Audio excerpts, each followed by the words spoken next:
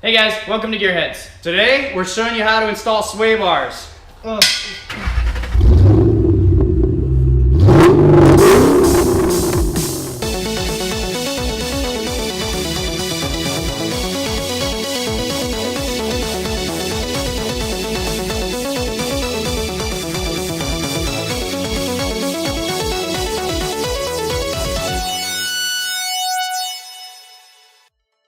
Hey guys, thanks for watching. Today, Matt and I are going to be showing you how to put sway bars in your car.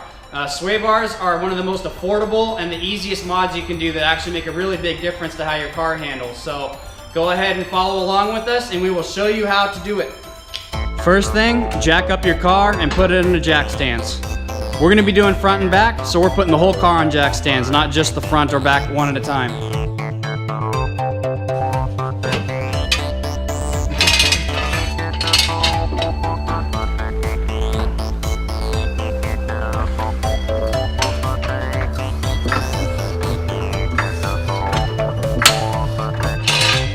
After you got the car on jack stands, if you're gonna get underneath it, it's never a bad idea to give the car a few pushes just to make sure it's all secure so it doesn't fall on you while you're working. To get easier access to the sway bars, go ahead and pull your wheels off the car. Once again, it's always easier to loosen them before lifting the car if you don't have an air gun like we do.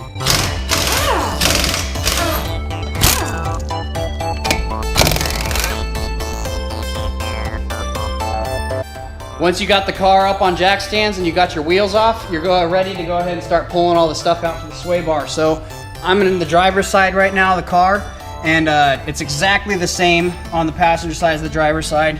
So you should be able to just follow along here. You're gonna have your top end link bolt here, your lower one down here, and it's a bolt with a nut on the other side for both of those. And then you have a U-bracket up here, and those are number 12. This is a number 14. All right, once you got your lower bolt for your end link out, go ahead and go for the top ones up here. You could leave them in there, but it's a lot easier to finagle the sway bar out if they're off. So you're gonna need a 17 wrench or socket on the back side, and you're going to need an 18 on the other side.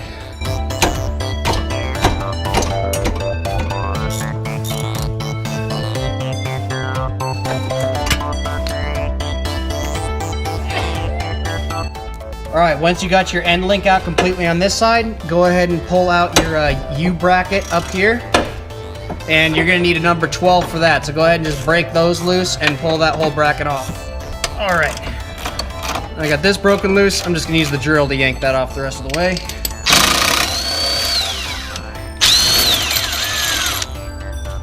Da-da-da-da. All right, once you got your end link off and that U-bracket, just go to the other side and it's the exact same process. And once you have that, you can start trying to wiggle your sway bar out. So let's see how Matt and I can get to that. So let's see, pull it this way first, I think. See if we can get it up through there. Hold on. Okay, there you go. There you go, there you go. There we go. Cool. And then I gotta just spin it this way. And we're out. Sweet. Easy. Yeah, that wasn't too bad. Just had to twist it the right way and it came right out. So even if you have air conditioning and power steering, at least on a Miata, it should be a piece of cake to pull out. And if you're working on any other car, I don't know what to tell you, but most sway bars are mounted pretty close to the way this is. Time for the new one. All right, I got my new bar, and I happen to get these ones from Flyin Miata. I'm gonna give these ones a shot and see how I like them. Before on my old car, I was running that red one down there. It was the Racing Beat race bar, and it did help my car corner a lot flatter, which was nice. But I think it was overpowering the rear sway bar a little bit because it was leading to more understeer than I liked. So I believe the Flyin Miata bars are a little bit softer, but I'll have a stiffer bar in the back this time, so the car should be a little bit more balanced. Yep, there you go. Yeah. You need to go up more. Huh? Go up there. There you go. Oh, up more? Oh, and then turn it down, right? Yep, and then up. And then You need to go up. up, twist it the other way a little bit, and we're on the other side, and boom, dude, that's it. Done, dude. That's so easy. That's a piece of cake. I was a little bit worried it might be more difficult since we had the power steering and AC in this car, but it really, 30 seconds. yeah, that was a piece of Real cake. time. See, I told you, this is one of the cheapest and easiest things you can do to your car that actually makes a really big difference in the handling. I think these were only like 200 bucks. Once your new sway bar's in place, go ahead and get your new bushings, and you're gonna put those on. And if the kit provided it to you, put the lube on there. If the kit did not provide it to you, if you have some, it's a good idea to put lube on these just so they don't squeak when you go over bumps and stuff. My kit also came with new brackets, so instead of reusing the old ones, we're gonna go ahead and put new brackets on each side, and these are for the front bar. Now we got the new bushing and the new bracket in there, and just go ahead and bolt that in. Next, to get your end link ready, if you have a sway bar like this that is so-called adjustable with different holes on there, go ahead and read what the manufacturer said about those. If you want your sway bar to be tighter or looser, generally, if you get a little bit tighter on your front bar and looser on your rear bar, it's going to lead to more oversteer or understeer actually. And a little tighter on the rear bar and looser on the front bar will tend to lead to more oversteer. When you're putting your end links back in the car, just make sure that you don't crank down and tighten them too much, because you need the bushings to be able to move and pivot a little bit. If you have a torque wrench set to 30 foot-pounds and use that, I'm just gonna go by hand and get it close, and they should be good.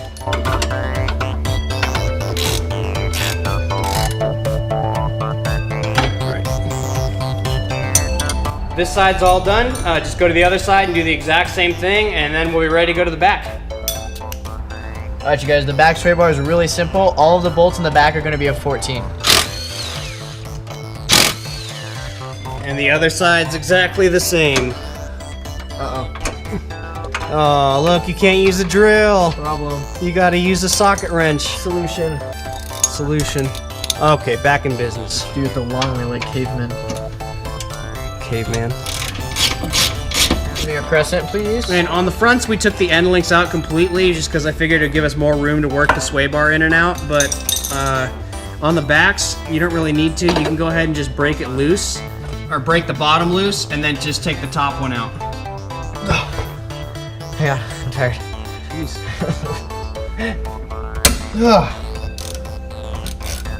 Man, I thought you were a beast a second ago. What happened? I ran out of energy muscle energy. You ran out of energy muscle? Yeah. Okay. After you take the top end link bolt out, just go ahead and break the bottom one loose so that you can move it back and forth. Come on, beast mode. It keeps sliding. You need Papa to come take care of it? Papa Bear? Oh my gosh, look at you right now. You got your foot up on everything. Oh man, your foot on the control arm and everything. Jeez. Alright, let's do the other side. Same deal. Come on, you got it.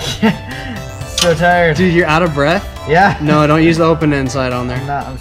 Matt needs a cheater bar. Apparently his 95 pounds of body weight isn't enough to crack that loose. I weigh 127 pounds, thank you. Whatever, princess. 1, 2, 3. There we go. There you go. Good job. Good job, cheater bar. Good job. Good job, Matthew. Good job, me. Good job, everybody. Just gotta come out and just pull it out around the exhaust pipe and you're good to go. Same thing as the front, guys. Just put your bushings on there after you lube them up and mounting them up opposite of the way you just took all this apart. Go around the exhaust here. Back over.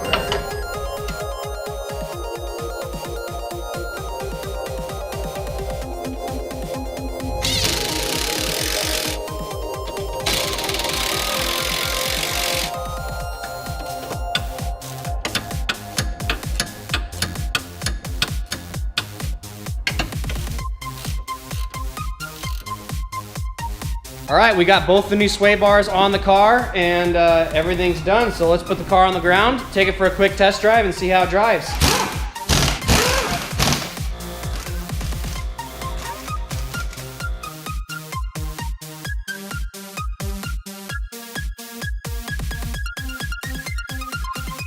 All right, we're all done.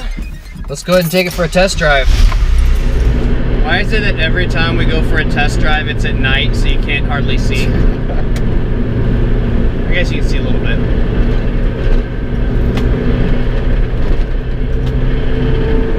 Yeah. See, I can feel it just even, I'm not even going around any corners, just quick like dartiness, changing direction slightly. The car stays much flatter. The point of the sway bar is to lower the amount of time it takes for the weight to transfer, and you can definitely feel it. The weight transfers a lot quicker in this. Also, just to keep the car a little more flat, here's a good corner. Let's see how it does around this.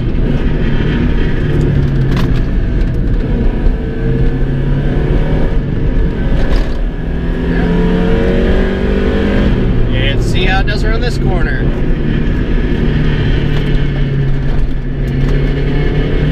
Nice, dude. Dude, it definitely grips better just with the sway bars. Let's try that corner again the other way. The tighter way.